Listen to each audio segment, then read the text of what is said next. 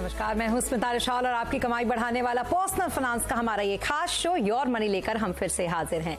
जिंदगी के हर कदम पर पैसों की जरूरत के लिए किस तरीके से प्लानिंग करें, योर मनी में हम आपको ना सिर्फ बचत करना बताते हैं बल्कि अपनी बचत पर मोटा मुनाफा कैसे कमाया जाए ये गुण भी हम आपको सिखाते हैं, ताकि आप अपनी जिंदगी के हर गोल को अच्छे से पूरा कर सके। अगर आप भी योर मनी में सवाल पूछना चाहते हैं तो आप हमें ईमेल कर सकते हैं। हमारा ईमेल आईडी है yourmoney@nw18.com। आप हमें 7045220000 पर अपना सवाल व्हाट्सएप भी कर सकते हैं। इसके अलावा योर मनी फेसबुक और ट्विटर पर भी लाइव है, आप यहां भी अपना सवाल हमें भेज सकते हैं।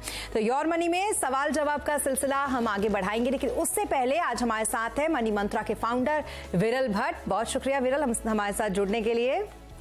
और चलिए सबसे पहले हम सवाल जवाब के सिलसिलों से पहले जो हमारी हमेशा से एक रिवाज रही है कि हम थोड़ा सा ज्ञानवर्धन करते हैं, और इस बार हमने बेसिक से शुरू किया है, क्योंकि कई बार ऐसा होता है कि बड़े बड़े हम जो टॉपिक्स होते हैं वो तो लेते ही हैं, लेकिन छोटे टॉपिक्स भी बड़े काम के होते हैं। और कई ऐसे नए बिगनर्स होते हैं जो चाहते हैं कि वो म्यूचुअल फंड में इन्वेस्ट करें, लेकिन कैसे करें, कहां से शुरुआत करें, कौन से कैप्स होते हैं, small cap, mid cap, large cap में अंतर क्या होता है, इन तमाम चीजों को दूर करने के लिए हमने ये बेसिक से शुरुआत की है। तो आज हम बात करेंगे स्मॉल कैप और मिड कैप पर। सबसे पहले विरल आपसे हम समझना चाहेंगे कि ये जो स्मॉल कैप है इसको कैसे समझे। शुक्रिया स्मिता जी शो में बुलाने के लिए। देखिए, जैसे लार्ज कैप, मिड कैप और स्मॉल कैप तीन कैटेगरीज के इन्वेस्टमेंट्स ऑप्शंस होते हैं स्टॉक्स में भी और म्यूचुअल फंड में भी। अगर म्यूचुअल फंड की बात करें तो स्मॉल कैप की बात करें तो उन्होंने एक जैसे कंपनीज के नंबर्स होते हैं मार्केट कैपिटलाइजेशन के पॉइंट ऑफ व्यू से, सो 251 नंबर की कंपनी से लेकर मार्केट में स्टॉक मार्केट में कम से कम 8000 जितनी कंपनियां लिस्टेड है। सो 251 नंबर की कंपनी से लेकर 8000 तक की जो कंपनियां रहेगी उसको स्मॉल कैप कैटेगराइजेशन में क्लासिफाइड किया गया है। अभी सेम चीज अगर हम मिड कैप के बारे में सोचे तो मिड कैप 101 नंबर की कंपनी से लेकर 250 तक की जो कंपनियां की जो रैंकिंग है मार्केट कैपिटलाइजेशन के पॉइंट ऑफ व्यू से, उसको हम मिड कैप में क्लासिफाइड करेंगे।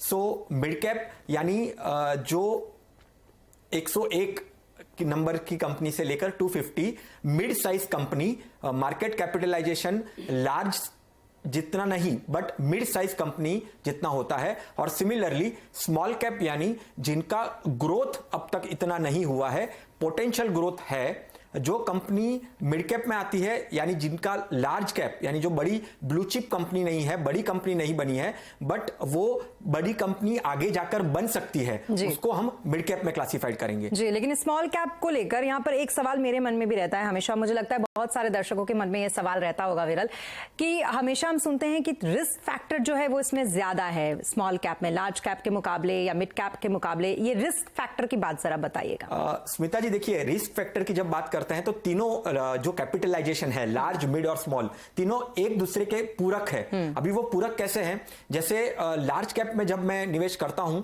तो उसमें रिस्क बहुत ही कम होता है। अभी जब मैं मिड कैप के बारे में सोचता हूं तो लार्ज कैप से ज्यादा मिड कैप में रिस्क होता है। और स्मॉल कंपनीज जो ऐसा कह सकते हैं कि जैसे हमने कहा कि 251 कंपनी से लेकर 8000, जो इतना बड़ा रेंज है, उसमें ऐसे बहुत सारी कंपनीज हो सकते हैं कि जिनका कोई ग्रोथ इतना हुआ नहीं है, शुरू नहीं हुआ है, मार्केट कैपिटलाइजेशन नहीं बढ़ा है, मार्केट में लिस्टेड तो है बट उसकी जो विजिबिलिटी है वो नहीं है। तो रिस्क फैक्टर से लार्ज कैप से थोड़ा ज्यादा रिस्क अगर लेना है तो मिड कैप में निवेश कर सकते हैं, और अगर मिड कैप से ज्यादा रिस्क लेना है तो स्मॉल कैप से कर सकते हैं। तो रिस्क का जो अंतर है वो जैसे जैसे कैपिटलाइजेशन आप चेंज करोगे, लार्ज से मिड जाओगे और मिड से स्मॉल में जाओगे, तो वो रिस्क वैसे ज्यादा बढ़ता जाएगा। जी, तो चलिए तब मिड कैप भी समझ ही लेते हैं। हालांकि आपने थोड़ी बहुत शुरुआत मिड कैप की थी स्मॉल कैप के साथ ही, लेकिन मैं चाहती हूं कि एक अलग से, जैसा आपने स्मॉल कैप पर एक अलग से प्रकाश डाला, वैसे ही मिड कैप पे भी डालिए ताकि लोग और इसको बेहतर तरीके से समझ सकें। देखिए, ये ऐसी कंपनियां होती है जो काफी फोकस रहती है, लार्ज नहीं है, पोटेंशियल है वो लार्ज बनने के लिए। आगे जाके वो ही कंपनियां जो अभी मिड कैप सेगमेंट में है वो लार्ज कैप के सेगमेंट में जाएगी, बट अभी भी वक्त है। यानी 101 नंबर की कंपनी से लेकर 250 नंबर की कंपनियां मार्केट कैपिटलाइजेशन के पॉइंट ऑफ व्यू से मिड कैप में क्लासिफाइड होती है।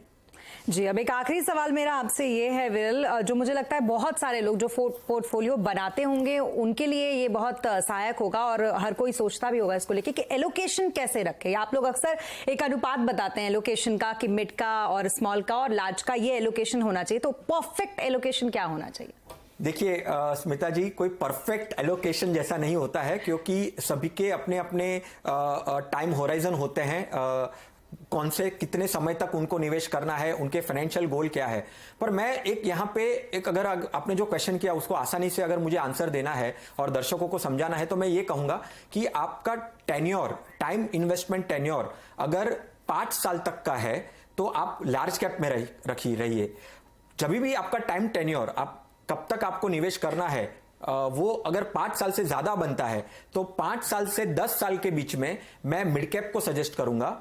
और 10 साल से ज्यादा आपका टाइम टेन्योर है, जो स्पेशली ऐसा देखा गया है कि रिटायरमेंट के पॉइंट ऑफ व्यू से रहता है, लॉन्ग टर्म गोल्स रहता है, तो उसमें स्मॉल कैप आता है। तो जब भी आप निवेश कर रहे हैं तो 5-7 साल के पॉइंट ऑफ व्यू से आप मिड कैप में निवेश करिए, और 7 साल से ज्यादा अगर आपका है, 10 साल से ज्यादा आपका लक्ष्य है तो उसको स्मॉल कैप में रखिए, क्योंकि शॉर्ट टर्म में आपको मिड कैप और स्मॉल कैप में इन्वेस्टमेंट नहीं करना है। जब भी आपका टाइम टेन्योर 5-7 साल से ज्यादा होगा तभी ही आप मिड कैप और स्मॉल कैप में निवेश करिए। जी, चलिए, बहुत ज्यादा बातें यहाँ पर स्मॉल कैप और मिड कैप को लेकर हुई और खास करके उन लोगों के लिए जो बिल्कुल नए हैं इसमें, उनको काफी सारी चीजें क्लियर हुई होंगी कि आखिरकार ये फंड्स होते क्या हैं और अगर इसमें हम इन्वेस्ट करने का सोच रहे हैं तो हमको इसका एलोकेशन कैसे करना है, जोखिम कितना है। बहरहाल अब चलेंगे कॉलर्स के पास। सबसे पहले हमारे कॉलर्स हैं संदीप शर्मा। संदीप जी, पूछिए अपना सवाल, क्या कुछ है आपका सवाल?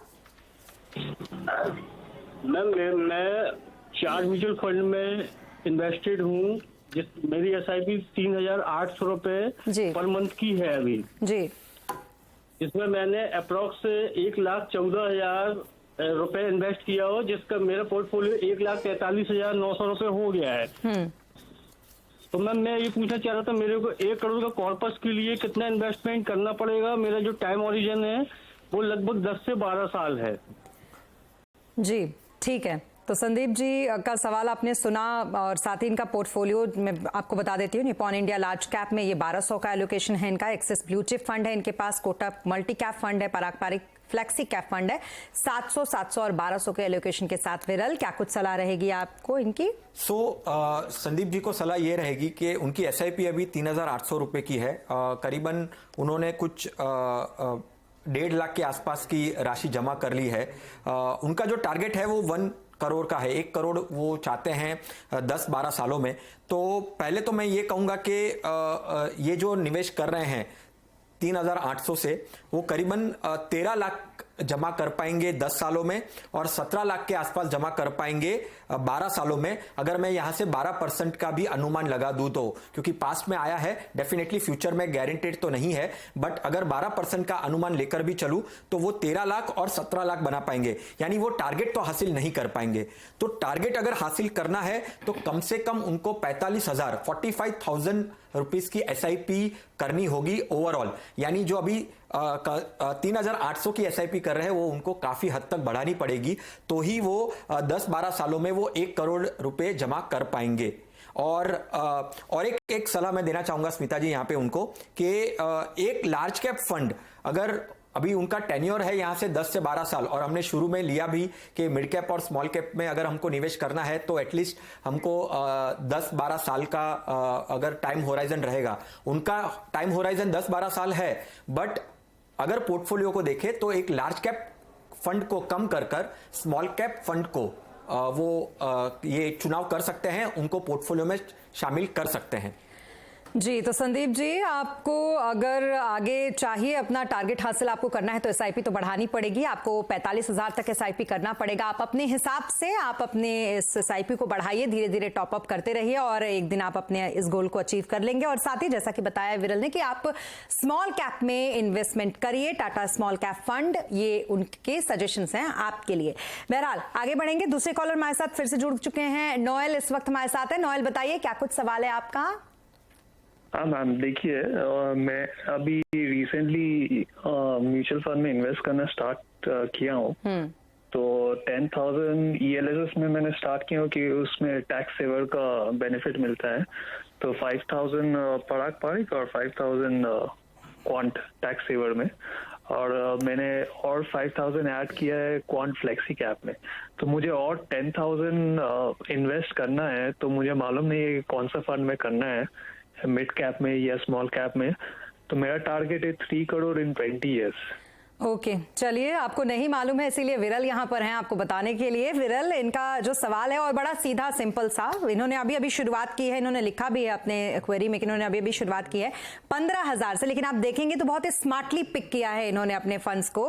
क्या कुछ सलाह रहेगी इनको आपकी? स्मिता जी, देखिए नोएल जी ने काफी अच्छी शुरुआत की। आपने कहा एक बात काफी अच्छी की उन्होंने कि उन्होंने टैक्स प्लानिंग और इन्वेस्टमेंट को दोनों को साथ में रखा है, और वो काफी अच्छी चीज होती है जब भी आप टैक्स प्लानिंग और आपकी इन्वेस्टमेंट्स को साथ में रखते हैं।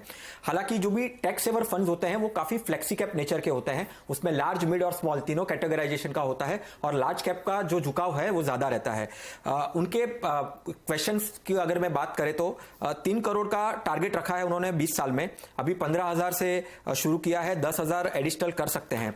अगर उनको 3 करोड़ 20 सालों में अचीव करना है तो कम से कम यहां पे 32,000 की 32,000 रुपीज की उनको SIP की जरूरत पड़ेगी।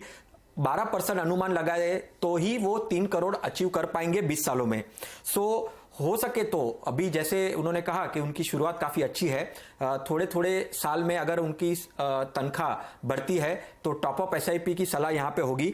10 से 15,000, अभी 10,000 तो वो डेफिनेटली सोच ही रहे हैं, तो और अगर थोड़ा सा आगे बढ़ के वो 15,000 तक कर पाए तो वो आसानी से 3 करोड़ का जो लक्ष्य है वो 20 साल में वो हासिल कर पाएंगे। फंड की जो ऐड करने की बात है तो डेफिनेटली वो टाटा स्मॉल कैप फंड को यहां पे ऐड कर सकते हैं अपने पोर्टफोलियो में, और मिड कैप के पॉइंट ऑफ व्यू से पिजिम का एक मिड कैप फंड है वो उनके पोर्टफोलियो में वो ऐड कर सकते हैं। एक बात ध्यान में रखिए, यहां पे आपके पोर्टफोलियो में क्वांट AMC का 2 फंड दिख रहा है। एक अनुमान, एक सलाह ये होती है कि हो सके तो पोर्टफोलियो को डाइवर्सिफाइड रखिए। हर एक AMCs के एक फंड आप चूज करिए। एक ही AMCs के 2-3 फंड होना पोर्टफोलियो में वो शायद से हानिकारक हो सकता है। जी, लेकिन विरल, यहाँ पर एक सवाल ये भी है कि टाटा स्मॉल कैप फंड और PGIM India mid cap fund जिसकी आपने सलाह दी है, इसमें एलोकेशन कितना ये रखें, एक बार आप ये भी इनको क्लियर कर देते। देखिए, ये अभी जो 5,000 की एलोकेशन रखा है वैसे ही वो चल सकते हैं यहाँ पे, और यहाँ पे भी 5,000 टाटा मिड कैप में भी रख सकते हैं, टाटा स्मॉल कैप में रख सकते हैं, PG मिड कैप में भी रख सकते हैं, और या तो उसको डिवाइड कर सकते हैं 15,000 में 7,500 करके डिवाइड करके भी वो एलोकेशन कर सकते हैं। जी, तो चलिए नोएल, अगर आपको बड़ा मुनाफा चाहिए और आगे बड़ा टारगेट है तो थोड़ा सा और बढ़ाइए। 10,000 तो आप बढ़ाने का सोच ही रहे थे, लेकिन आप 32,000 तक की अगर आप SIP करते हैं तो धीरे धीरे करके आपने जो लक्ष्य अपना रखा है उसको आप हासिल कर लेंगे। और 2 फंड की यहाँ पर सलाह आपको दी गई है विरल की तरफ से, इसमें आप 5,000 का अपने मुताबिक आप एलोकेशन कर सकते हैं और ये करके आप अपने टारगेट को अचीव कर लेंगे। चलिए, अब दूसरे कॉलर हमारे साथ फिर से जुड़ चुके हैं। लोटस इस वक्त हमारे साथ हैं, बड़ा ही रोचक नाम है लोटस आपका। क्या कुछ सवाल है आपका? जी मैम, मेरा ये SIP चल रहा है, 6 SIP है 2,000 प्रति, मतलब अभी लगभग पोर्टफोलियो वैल्यू जो है वो 80,000 के आसपास है। 10 साल में मैं क्या इसमें 50 लाख का गोल अचीव कर पाऊंगा या नहीं, और मौजूदा स्थिति में ये मेरा पोर्टफोलियो सही है या नहीं मैडम, ये जानना है मुझे। ओके, तो विरल, इनका पोर्टफोलियो आपने इनका सवाल तो सुना ही, लेकिन पोर्टफोलियो मैं इनका पढ़ देती हूँ। कैनरा रिबोको स्मॉल कैप फंड है इनके पास, ICC pro equity debt fund इनके पास है, पराग पारिक फ्लेक्सी कैप फंड है, मिराया से टैक्स सेवर फंड है, HDFC सेंसेक्स इंडेक्स फंड है, ICC pro blue chip fund है, क्वांट टैक्स प्लान फंड है। ये तमाम फंड है 2,000 के एलोकेशन के साथ। और क्या कुछ सलाह रहेगी आपको इनकी? स्मिता जी, लोटस जी को मैं ये कहना चाहूंगा कि 50 लाख का 10 साल में उनका टारगेट है।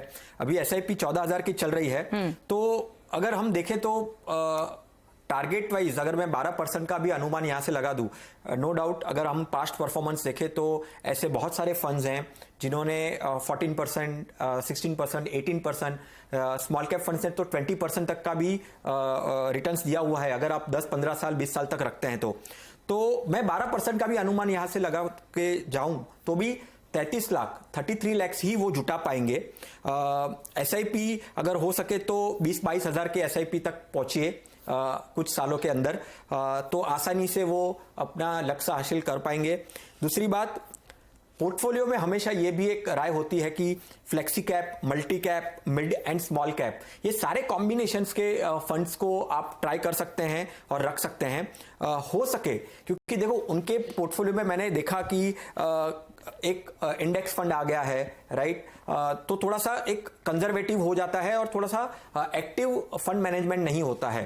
तो एक्टिव फंड मैनेजमेंट अगर नहीं होता है तो रिटर्न के पॉइंट ऑफ व्यू से अगर एग्रेसिव रखना है, सपोज ये वही अमाउंट की एसआईपी कंटिन्यू करते रहे तो शायद से लक्ष्य हासिल नहीं कर पाएंगे। और अगर थोड़ा सा एक्टिवनेस ज्यादा करे, एक्टिव फंड मैनेजमेंट, ऐसे फंड सिलेक्ट करें अपने पोर्टफोलियो में जहां पे मिड कैप हो, मिड कैप हो, स्मॉल कैप हो, फ्लेक्सी कैप हो, तो वो आसानी से वो अपना लक्ष्य हासिल कर सकते हैं। तो सलाह यही रहेगी कि थोड़ा सा एसआईपी अमाउंट बढ़ाइए और वो अपना जो 10 साल में 50 लाख का जो लक्ष्य है वो हासिल कर पाएंगे।